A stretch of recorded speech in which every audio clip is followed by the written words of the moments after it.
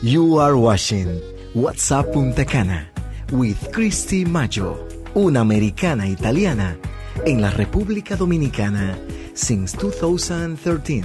A teacher at heart, but her curiosity has sparked new opportunities.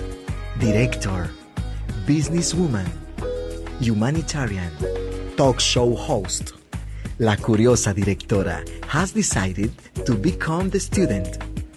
Go behind the scenes to get a closer look at what this country is all about. And Cher is here with you. So, if you love everything Dominicana, stay tuned. This is What's Up Punta Cana with Kristi Maggio.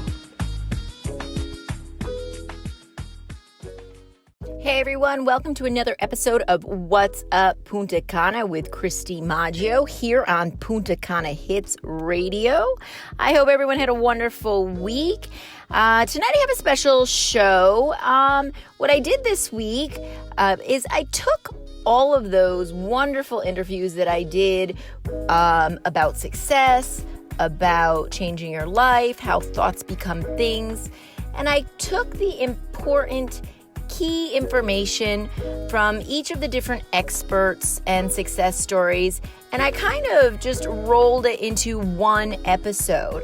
So tonight you're going to hear from all of those experts and people.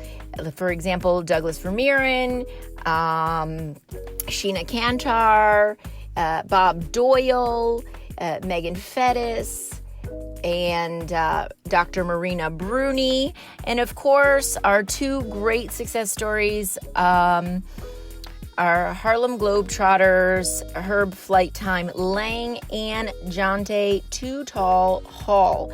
And so I'm really excited about putting these together. There's so many important parts that as I was going through the interviews and trying to pick out the best clips to make it all fit into an hour, it was really difficult. However, if any of what you hear tonight you really like and want to know more, all of these episodes are complete in our YouTube page, What's Up Punta Cana with Kristi Maggio. So you can go back and you can watch the full interviews. So tonight I'm going to start with my interview with Doug Vermeeren, and he's going to talk to us about how thoughts become things. So stay tuned and enjoy. This is What's Up Punta Cana with Kristi Maggio. For those out there, those listening, those that are going to be watching this, thoughts, can they really become things? Absolutely they can. Yeah, let's talk about that. But let's talk a little bit about how thoughts become things for a second. Actually, I might need this. Thoughts become things, actually, it's really interesting. They do become things, but the reason why many of the things that we want in life don't become things is really because of our programming, where we started, right? A lot of us, and by the way, not just where we started, but what we're also still bringing in is programming, right? Like we're being programmed every second of the day, including right now as people are watching this. And a lot of times our programming do create the limiting beliefs that we have. But I think it's really interesting to look at this. The thing that's interesting is many people focus on this side, meaning the thoughts and the things. And they focus a lot on the fear, the doubt, the hesitation, the challenges that they experience, and all these thoughts. They wonder, how can I control my thoughts? How can I be a more positive thinker? How can I, really capture that? And it's really hard to do because we're human. And every time there's a really powerful, inspiring thought that comes along, the thing that most people don't understand is thoughts never come solo. They always come with the negative right away, either with it or right behind it. So there's always that kind of friction that's there between us. I'll talk a little bit more about that in a second. The other thing that a lot of people spend time thinking about is the things. They say, I want a new car, want a new house, want a new relationship, want new clothes, want this, blah, blah, blah, blah, blah, all the things that they want, right? Now, they think a lot of times here's the deal. With those things, they either feel like they're impossible or they just lust after them, but they don't know the next step. And the truth is the things actually already exist. You're not really creating them or bringing them into existence. In fact, if you want money, I promise you right now at the Mint, they're printing some today, right? So it exists, it's there. You want a Ferrari? They exist, right? You want whatever you want, it exists already. And even if it's something that hasn't been invented yet, the problems or challenges that will spur those thoughts on also exist already. So everything already exists in one form or another. So this really isn't the challenge. These things, your thoughts are always there, the things are always there. What's really missing is this side, the how and the become. You see, so how do you now stabilize your thoughts? How do you, when you have those two that are in frequency, the good one and the bad one fighting each other, how do you find more power with this one to be able to do something, right? How do you gain those feelings of self-worth or self-confidence to take action? How do you really gain that support? Now, one of the things that we talk about in the movie that's really kind of cool, now keep in mind this is just one of the things, I'm a firm believer in what we allow influencing us changes us. So in other words, when I went out as a young man to interview 400 of the world's top achievers, when I was a kid, at 19, I really didn't have the community, the support, the influence, the network to really cause me to believe in myself. And so everything that we bring around us influences us, right? Not just the people, but also the television show, the social media, the radio we listen to, the music we have, everything. And I love what Marie Diamond said in the film, that our surroundings are literally a three-dimensional vision board, right? And I found that for me, as soon as I changed the people, let's just talk about the people, and I started seeking out higher levels of connection, hanging out with a higher level of thinker changed the way I thought and what I believed was possible. We become like the 5 people we spend the most time with. So I'm going to suggest that that's the first thing that you need to do, is you need to look at how can you spend time in a community that's going to be more supportive. Now, having said that, I want to also put a caveat here. Remember I said there's some things that the top achiever or the gurus of today teach that are not correct. So here's another one that's not correct. You hear a lot of the gurus today say if you've got toxic people in your life, you need to eliminate them. And I do agree that if there's someone that's abusive to you, you do. But the problem is most time people hear that, oh, toxic people, got to eliminate them. So someone says something that you don't agree with, you eliminate them. And that's not right. Or someone says something that makes you feel bad for a moment, you eliminate them. That's not right either. The truth is all the top achievers, the high level people, they actually don't run from problems. They learn how to manage them. So if you have someone in your life that you don't necessarily agree with or see eye to eye with, running from them will shrink you and minimize you. It will make you less than what you are. And so you need to understand that top achievers find ways to expand, and even people who are a problem, they know how to work with them. They find ways to manage them. So you need to expand, and you need to learn how to work with people that sometimes don't see eye to eye with you, or that sometimes make you feel bad. And there's also 2 kinds of people. There's a complainer. That's a person that just complains and they've got no value. That's fine. You don't have to endorse that, but sometimes you do need to sit through it. But the other kind of person is what we call a critic. And a critic, to be honest with you, sometimes has value. Sometimes they say things to you that you need to know, that you may not have seen. And I remember as a teenager, I had critics that would tell me things that from their wisdom and their age and so forth, they saw that some of the stupid stuff I was doing as a teenager would injure and harm me. I didn't like to hear it, but I did, right?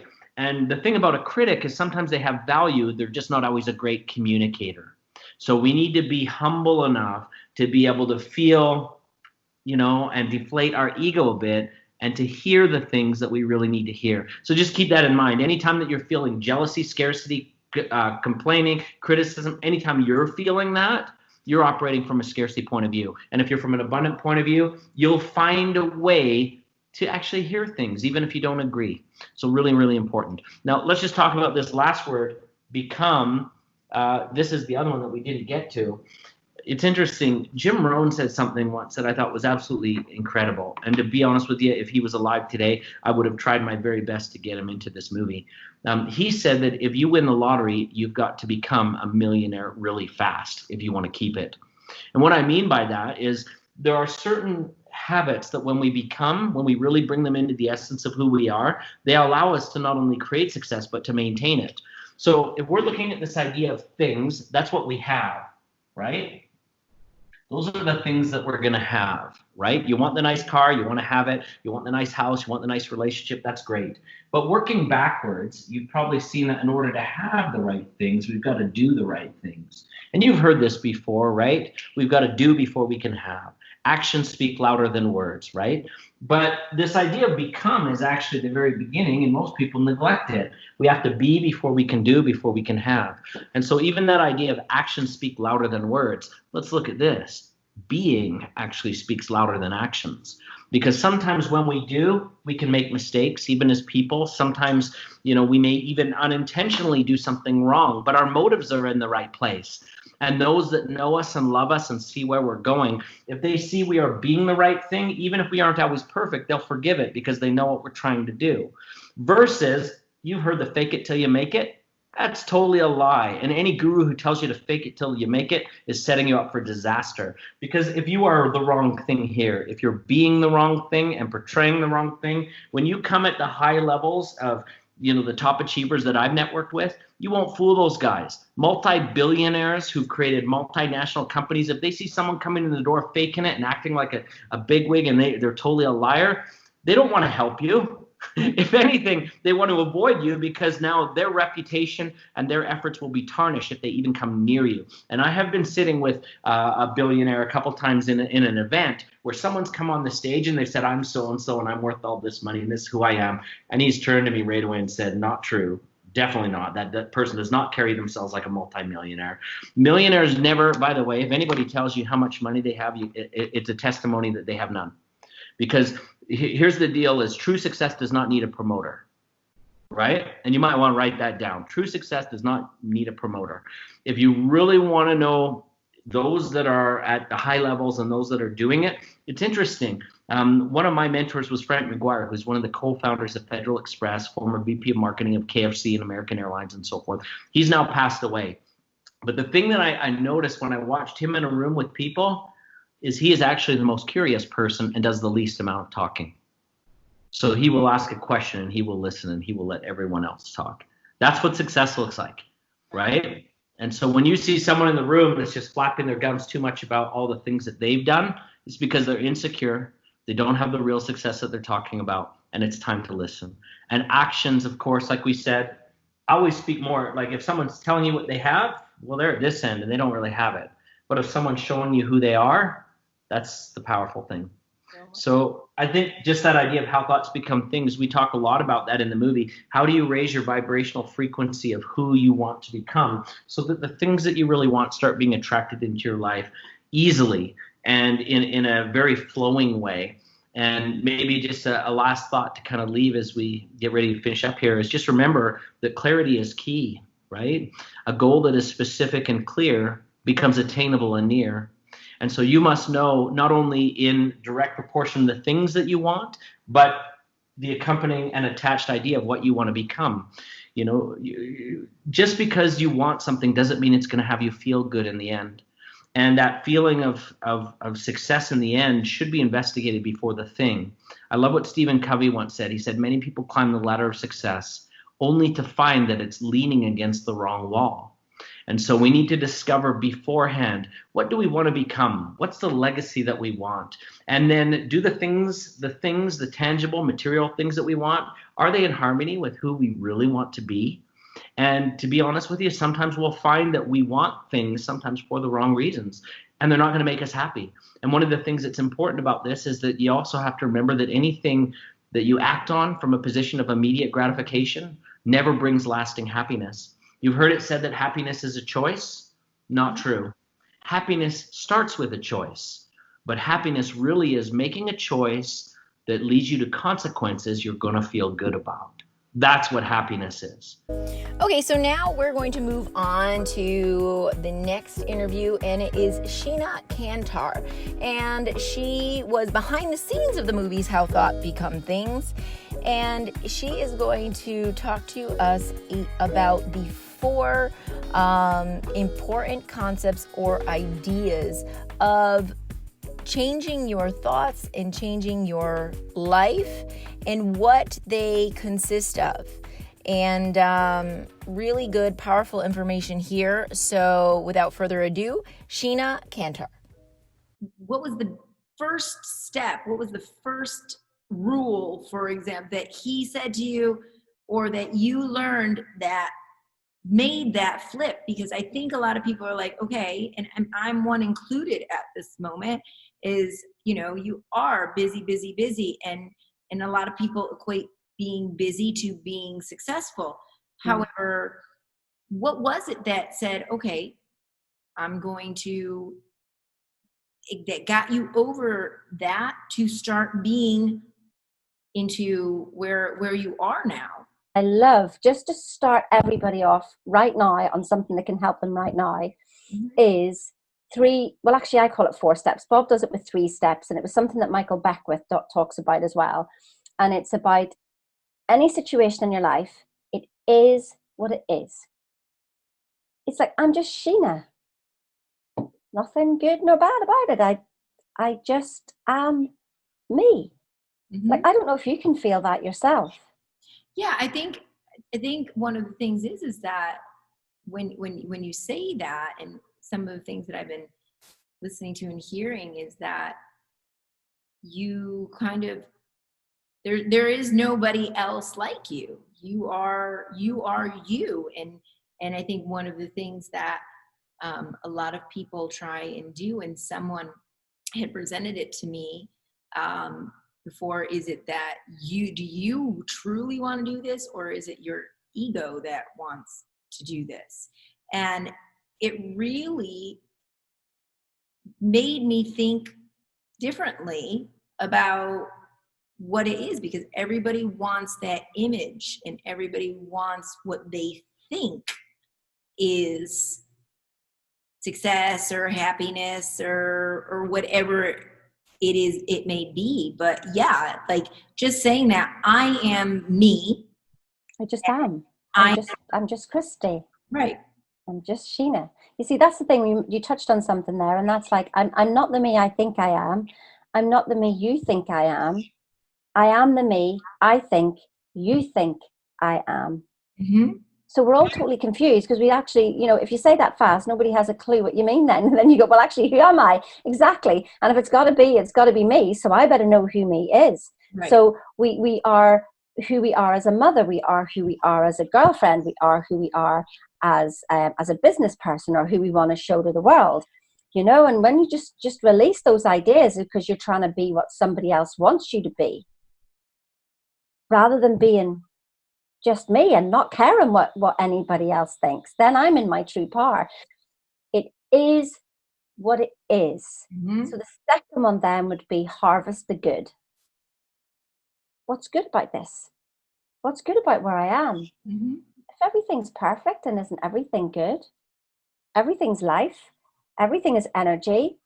And so energy is life, and life is for fuller expansion and growth, which means, everything that is happening is for my good. Wow. So harvest the good. Forgive the rest is the next step. Forgive it. To learn to forgive isn't the person or the thing or the circumstance. It's actually setting yourself free, because not forgiving somebody else and holding them accountable for you feeling miserable holds you in pain. Right. And it is about just, what? Fine. I mean, that, I understand the forgiveness bit may take a time, but when you continually do it and you start to practice this, then it's just like, I don't want to be holding on to that. So bye. Do what you want. I don't care. So yeah, we talked about before, wasn't it? It is what it is. Harvest the good. Forgive the rest. But the last bit I would put in is focus then on what you want. How do I want to feel? Do I want to feel upset and angry, or do I want to feel joy and peace? Hi everyone, you're listening to What's Up Punta Cana with Kristi Maggio. I hope you're enjoying the show tonight.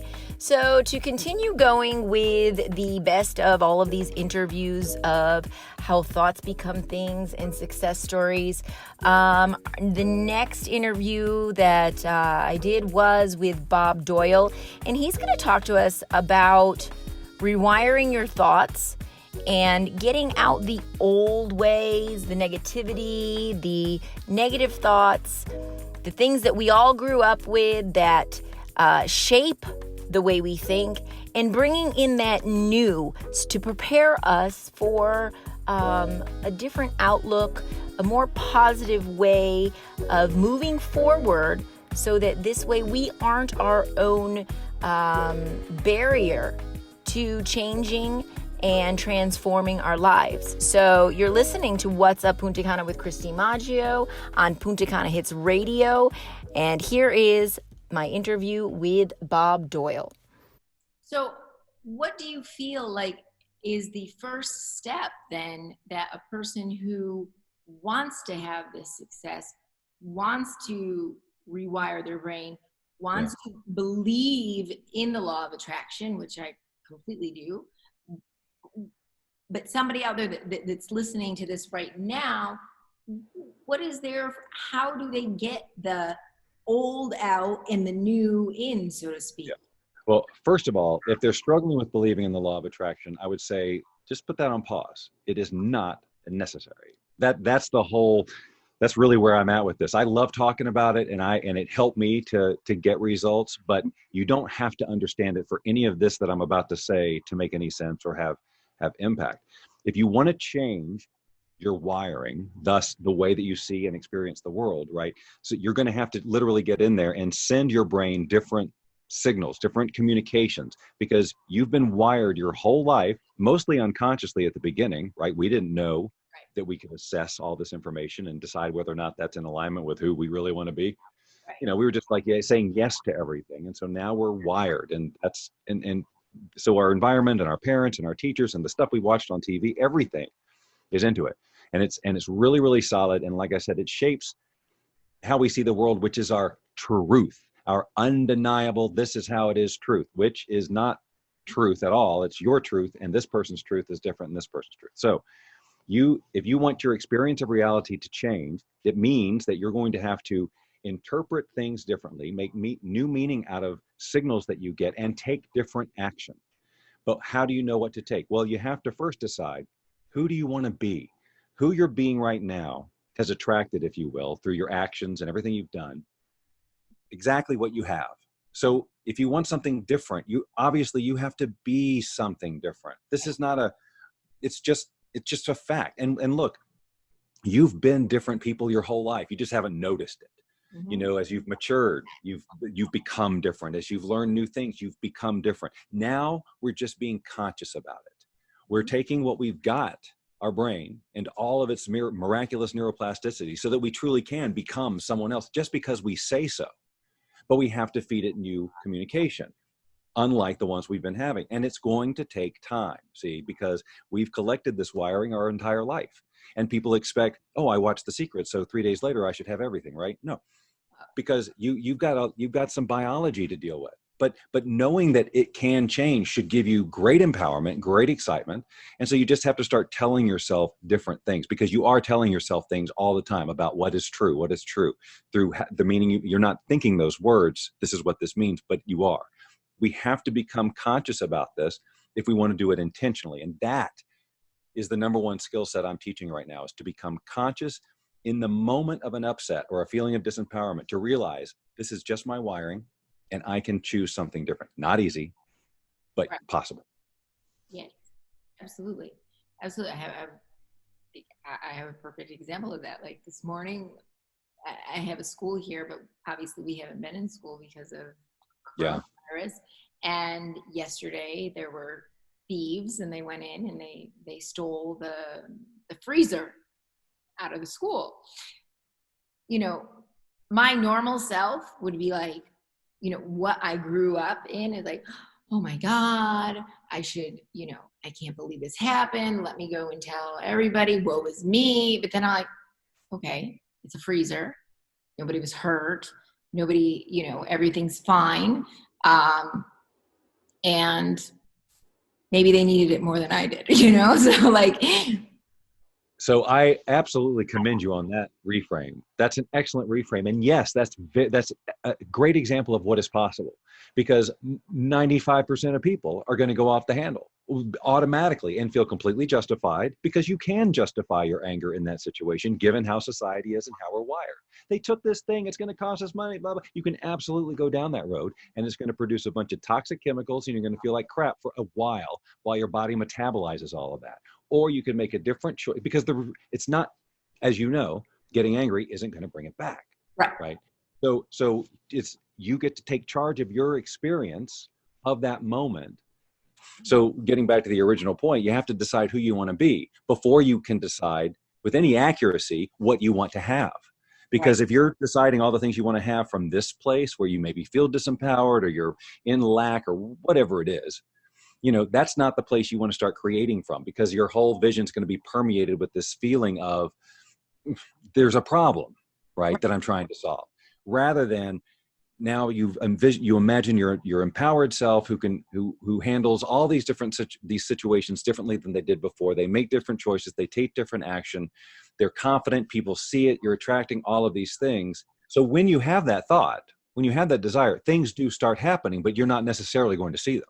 Right. As long as you're holding that thought and holding the feeling of having it now, then you're doing now. That's when we jumped into the sort of quantum field, but that's when you're sending the signal of this is what is, and the universe is immediately responding. But we have to hold that so the communication stays the same, so that our alignment stays the same, so that we will continue the attraction process. On the real world, what that looks like is that you will continue to take inspired action and be in that place and show up in that way in real life, in the physical. No woo-woo necessary, but but that invisible stuff is definitely happening. And if you turn it off because something happens and you go, oh, and you just go right back to that old way, that old really strong wiring, then you're just going to reinforce that wiring and make it all the more difficult for it to change.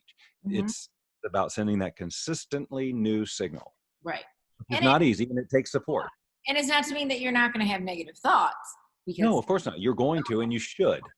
Right. It propels you. It's a steering mechanism for your life. I mean, we have that whole range of emotions for a reason. We're not supposed to deny them, but we're not supposed to dwell in the negativity either. It's how you react to them, I think, more so than okay, yes, this is negative. I have this thought, but okay, what am I going to do about it? Am I going to sit here and dwell on it and say, okay, well, nothing good is going to happen. I'm just going to go back to my whatever, or okay, well, this happened, but it could be this, or this much worse. Right.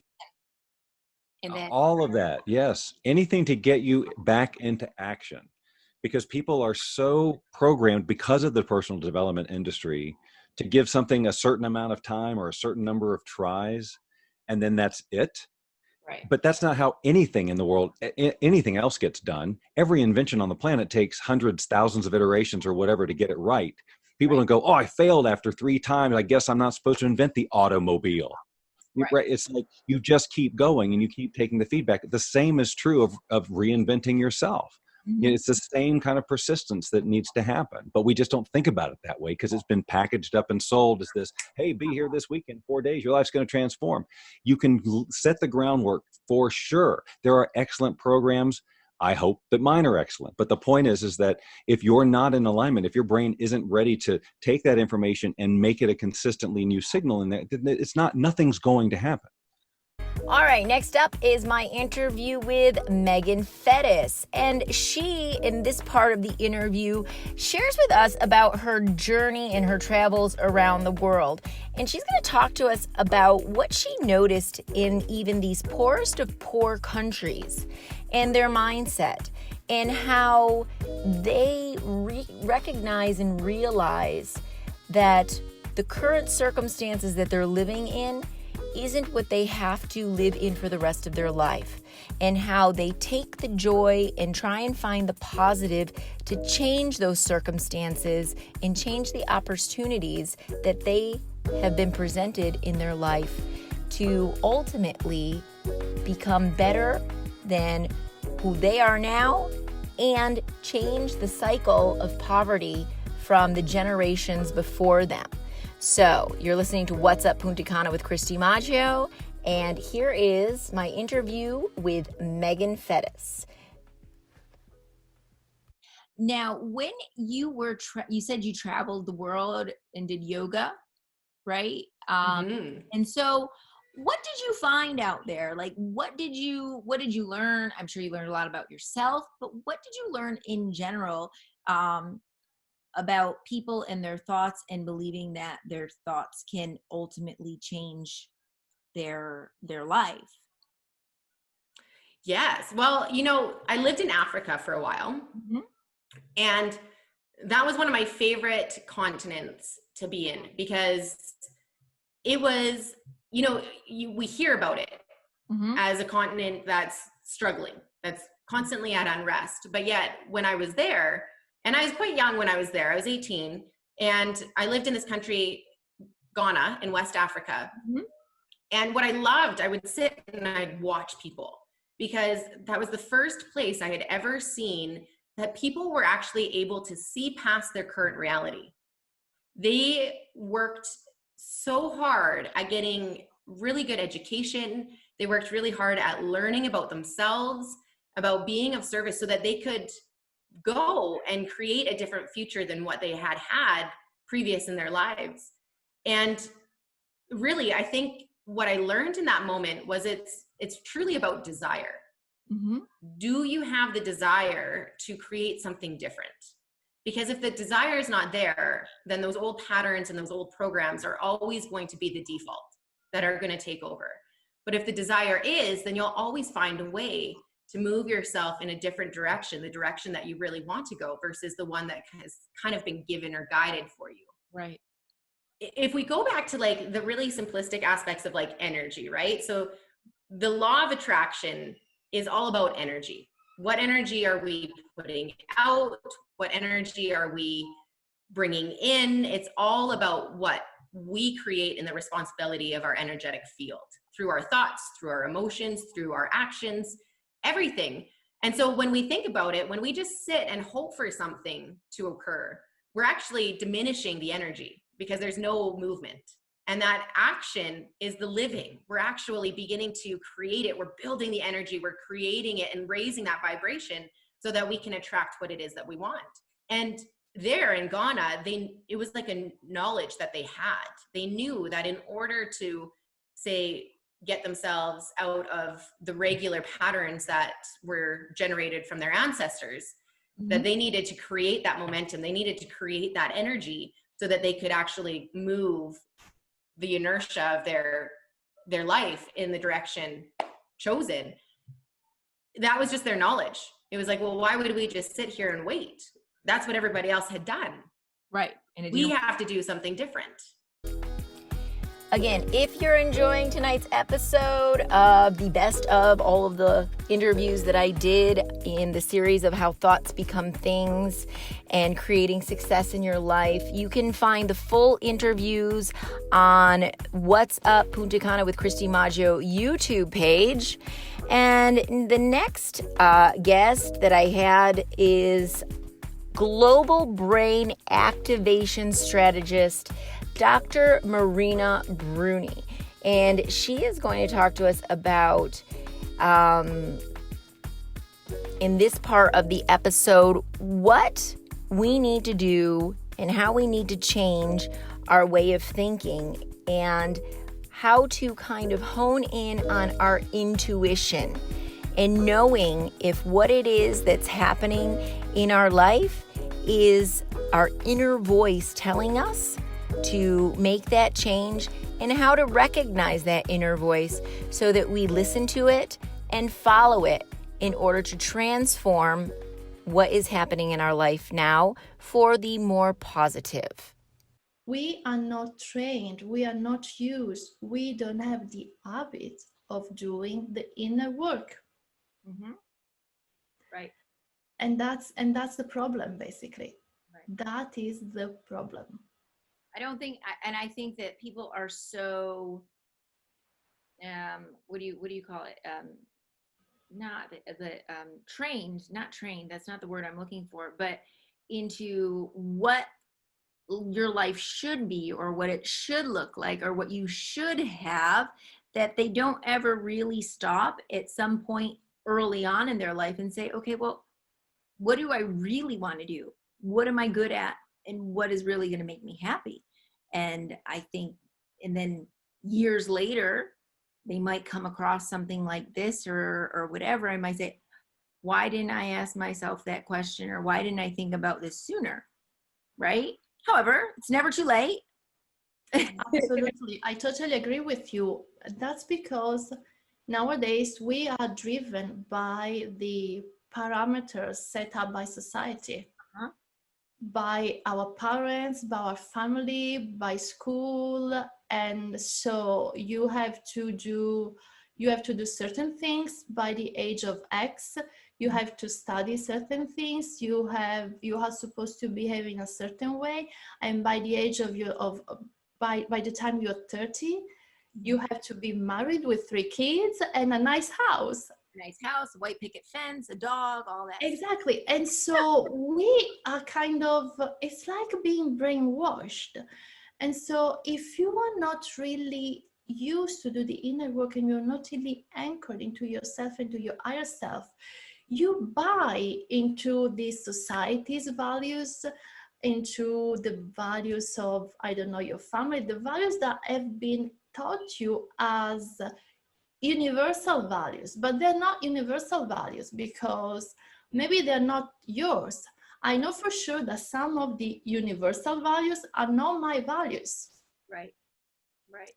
And that's true. It's true. Not all children are made to go to college, and not all children are good at standardized tests. I sure wasn't, but I turned out okay, but that's the thing. And I think especially now with children, especially more so, the pressures that are put on them of what they should be like, or how they should act, or what they should do is really difficult. And I think that's more pressure than anything, instead of just letting them grow into themselves and think for themselves. We're supposed to just kind of guide them to not get in trouble.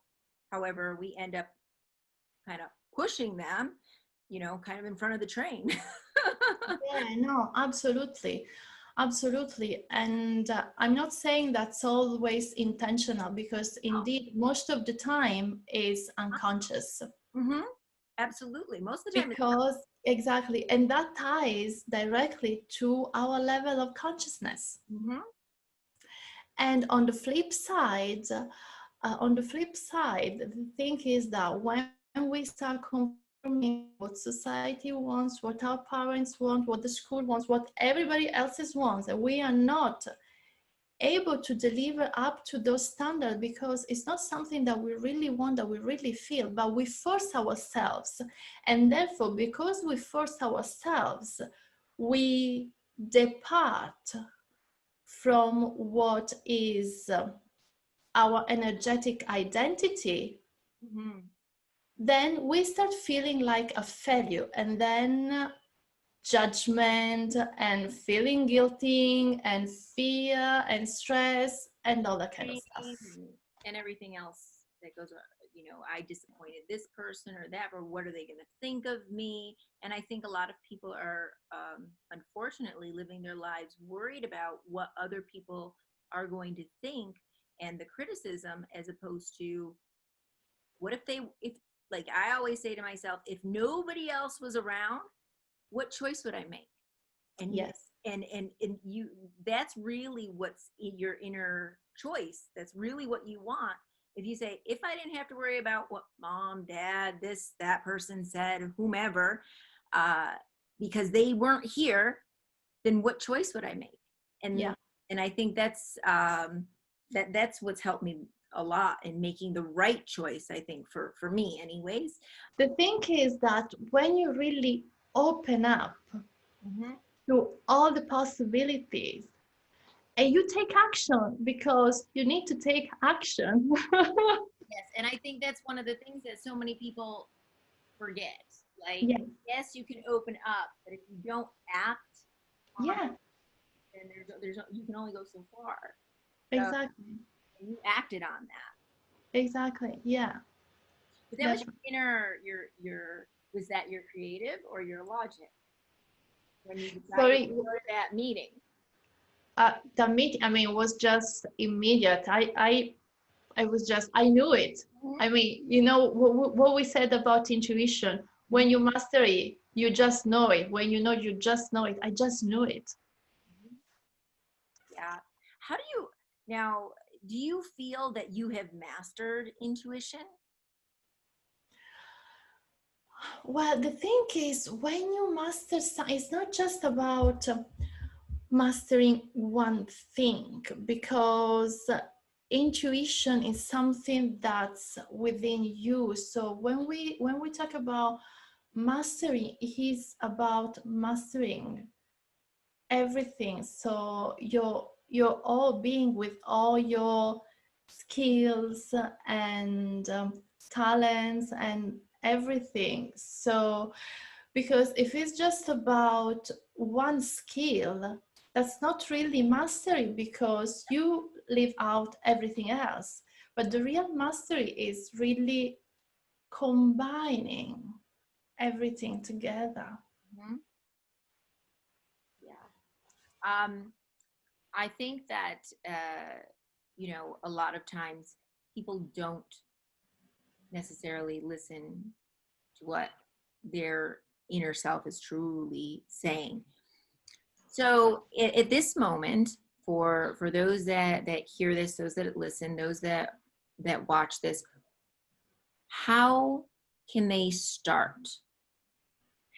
What is a step forward? What is a step in the right direction for someone to start honing in on getting their left brain, right brain working together? Yes, that's a great question. And I get that asked all the time. And that's why I've put together a guide, Okay. which is free for your listening. So our listeners today. So I want to give you that as a gift. So if you go to my website, www.marinabruni.com, go there and download my free guide on how to design your energetic morning blueprint, because that is the first step. Everything starts at the beginning.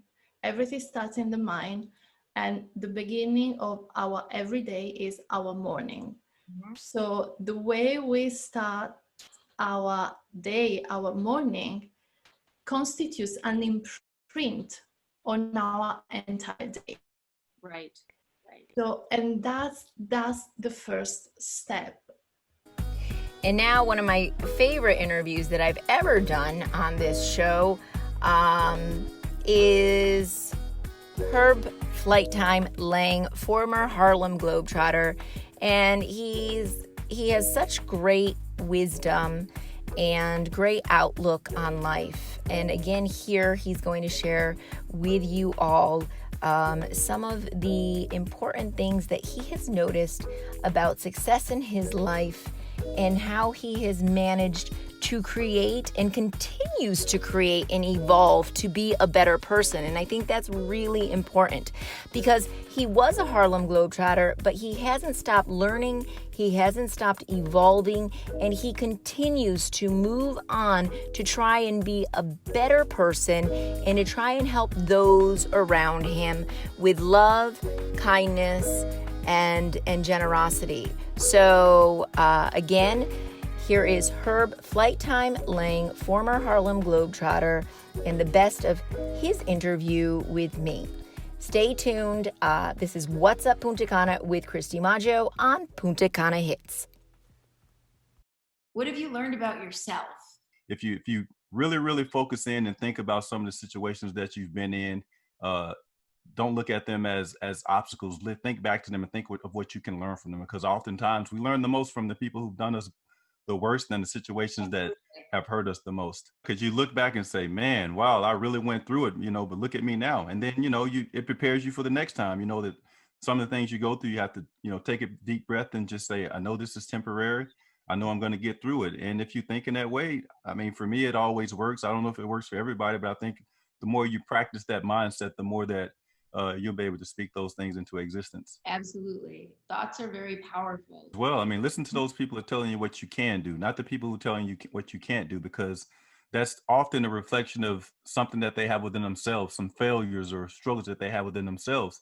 And people that think like that, they don't really think outside the box. So sometimes if you want to really go to that next level, you can't listen to the naysayers. You have to really just hone in and focus in on whatever it is that you want and go for it. And if you fail, it's okay. You can go for it again, or you pick something else and you go for that. But don't listen to the people who have not really tried what you tried, because your way may be different and your way may be successful. Try to surround yourself with people who have common goals as you. And that's what I did. In 7th grade, I had about 5 or 6 friends, and we knew that we wanted to go to college. What we wanted to play, college sports. We wanted to go play professional sports, but we knew in order for that to happen, we had to take care of things in the classroom. So we competed on sports and we competed in the classroom. As a result of that, 5 of us graduated with honors. We only had like 65 people in our graduating class. 6 of us had sports scholarships, 3 basketball, 3 football in a class of 60 people. But what we did was, even if we didn't play sports, we still could have gone the scholarship route, academic scholarship, because our grades were good enough. So just think that you're able to break whatever cycle it seems like you're going through, and just dream and realize that your dreams are attainable no matter what anybody says, because it's your life, and whatever you want to attain is in your head, and you can make it possible. As I continue to tell people still, I mean, I'm in my mid-40s, but I'm dreaming like I was when I was 5 years old. I agree. And while dreaming like I'm 5, I'm wondering, what are these kids dreaming about? Because I knew I had some wild dreams, and they're coming true. Yeah, I agree 100% with you. I'm the big dreamer in my family, and people are like, "What are you doing? What are you thinking?" They probably think you're crazy, right? Yeah, absolutely. I'm definitely the crazy one. So yeah. That's okay. That's what it takes. Then that's what it is, right? Exactly. If that's what it takes for me to help people and help make the world a better place, call me crazy, to my grave. Mm-hmm. I know that I have shared a certain level of success, and in this post, that success, what I have realized is that I still, the goals that I had initially post basketball days were mine. They were kind of selfish. They were about me. But once I shifted and realized that there were so many other people that I get to help, and I can help if I just go ahead and step up and, go ahead and be exactly what I'm supposed to be, or what is, the universe is meant for me to be. When that happened, when I shifted into that way of thinking and started thinking about all the people that I get to help, that's when everything started to happen for me. So when you make it not about yourself, I think people, when you have your dreams and you start to think about other people that you can help, I think for the most part, that's when things will tend to happen for you. And now, last but not least, I find the most inspirational story. Another former Harlem Globetrotter who beat the odds, who was told time and time again, you're not going to be able to do it. You can't do it. You're not going to do it, all because he wanted to be a basketball player. But his height told other people differently, didn't tell him differently, because he always believed he was going to do it. And he did. 5 feet, 2 inches tall. He became the shortest professional basketball player in history. And so we have here the really great inspirational story, words of wisdom from Jonte, Too Tall Hall, former Harlem Globetrotter, and just an inspirational, incredible story. So don't miss this. What was it inside your heart that said, you know what? Even though I can have these things, I'm just not going to do it. I know I didn't want to go that route. And also my mom, like I said, my mom just stayed on us. Right. And I know it's tough for the inner city kids. Well, any kid, because, they want to be cool these days. They want to follow their friends' footsteps. And there's a lot of peer pressure. So it's just, you have to have that strong will. And I was strong at will. Like I was strong-willed back then. And I knew that that route that I didn't want to go in. And I didn't. So It was like that will, like, no, Jonte, you want to play basketball. You can't do this. So that kind of like stayed with me and not let me give in. You were playing basketball in high school, right? 4 years, yes. Okay. And you finished high school, and then what? So in high school, I wasn't recruited from colleges, so I had to write schools to come see me. And at the time, I was about 4'11", my senior year of high school. And I got with my aunt. She was great with the words and stuff like that. So she wrote me out a mass letter so I could send out to schools, right, and having them come see me. So that didn't work. No schools came to see me. And was just like my teammates were recruited. They got scholarships. They walked on the schools, but I didn't. Like I know I have the talent, but why I'm not getting recruited, my grades was fair. That wasn't like A plus student, I was like a B. And then I kind of realized, okay, Jonte, you 4'11", but that shouldn't matter. I think your skill set should play a major role. Your personality and who you are as a person should like get you recruited, get you a scholarship, education first. And then the rest rest behind it. And nobody came to see me. Nobody wanted to sign me for like a scholarship. So I had to walk on a community college, CCBC Catonsville. He kind of like recruited me, but I didn't get no scholarship. It was just like financial aid and, set me up with all that good stuff. And I played, did great.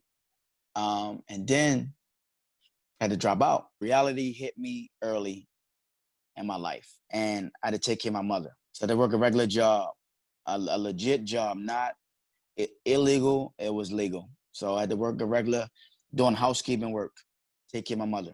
Yeah, I definitely wouldn't call that dropping out. I would definitely call that probably rising up in that sense. Rising, okay. I like that. Now, so how did it go from then, I'm going to call it rising up and taking care of your mom to the Globetrotters? So all through my 20s, I work and doing janitorial work. And I had to talk with my mom. I said, Mom, I still have the itch to play basketball. Like, I want to play ball, but I know. Hold on a second. So hold on a second. So at this point, through your entire 20s, whole 20s, you were just working a day-to-day job and taking care of your Wow. Yep. Okay. Until I got like 25,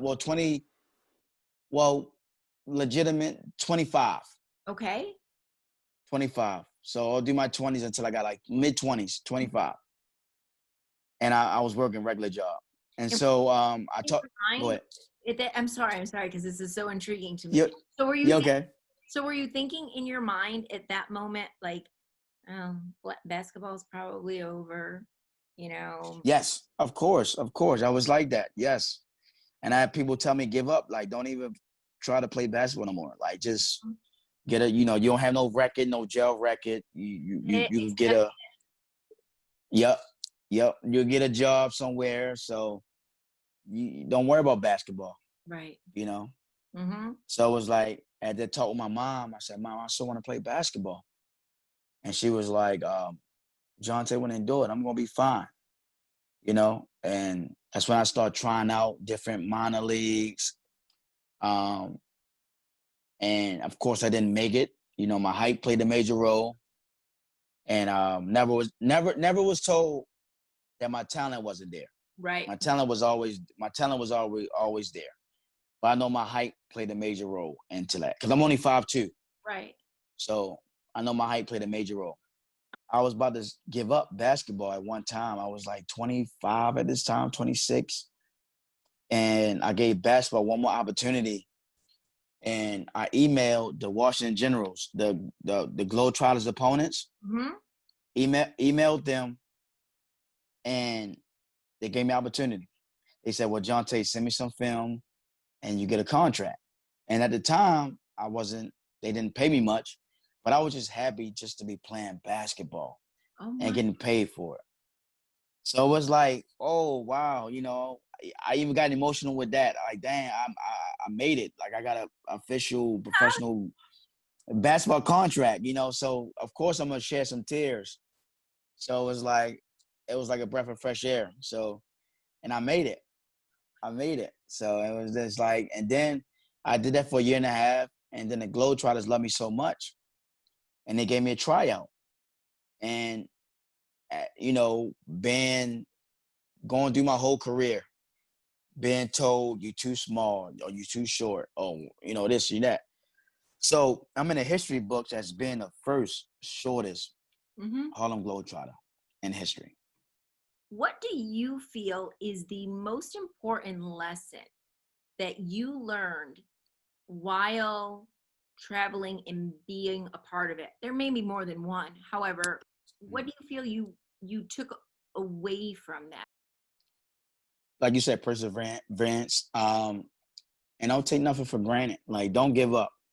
You know, like I feel like a lot of people give up before knowing who they are. You know, like I just think that when you start something, I think you should just finish it out, regardless if you have your ups and downs, and mainly downs, because you're gonna have mainly downs, whatever you want to do in life. And I think, you know, if you stick with it, it's beautiful on the other side. If you just hang in there and just go through your pit stops, meaning you have jobs that you don't want to be at. Those are I think those are lessons. I think those are your lessons. Exactly. Those are your lessons that Exactly. you're growing, and so you're stuck in a rut, but it's your time to grow and your time to learn to get you ready for that next step. Exactly. And a lot of people don't realize that. A lot of people are not mentally focused, and they give up. They think, oh, wow, I'm not where I want to be at. So, oh man, so I just got to just give up on my dreams. So I just got to just do this. I mean, I used to clean bathrooms for a living, like janitorial work. Yeah. Not nothing wrong with it. I took that in pride, because I knew where I wanted to be at. I knew at the time it was a pit stop. Right. And so a lot of our people think that that's the last resort. They think that's the last ending of their life. They're going to be there for life. And it shouldn't stop there, because it's the other side. If you do what you got to do here, I think we all get tested by God. Always. Always. So if God see that you persevering and you're doing great things where you at, where he got you at, then he gonna get you where you supposed to be at. That's and right. I think that's where I passed, because I feel like I took that in pride.